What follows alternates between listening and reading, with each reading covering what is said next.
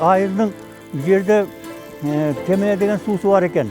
Ошол сууну колдонуп калалы деп биз предложение берип, бул жерге фонтан курдуруп 1 километр 900 метр жерден казып келип, фонтан курганга биз неме сүйлөшүп макулдашып койдук да.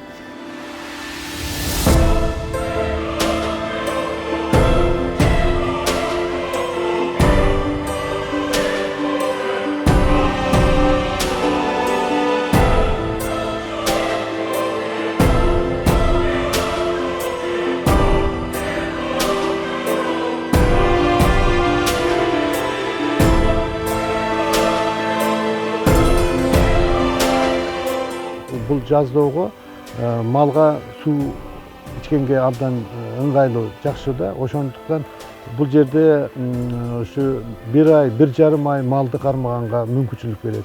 Ошол учурда тиги чоң жайлоодагы 2 айдын ичинде чөбү жакшы өсүп, ал жактын дагы жайыты жакшырганга мүмкүнчүлүк түзүлөт да.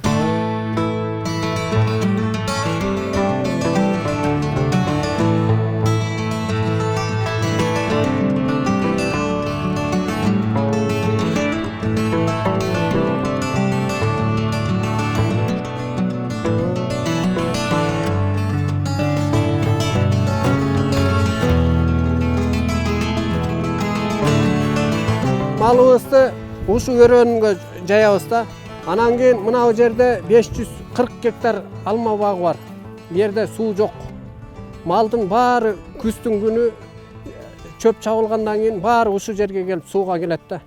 Эми суу бу өмүр дейт да. Ушу айылга өмүр алып келип берип атат.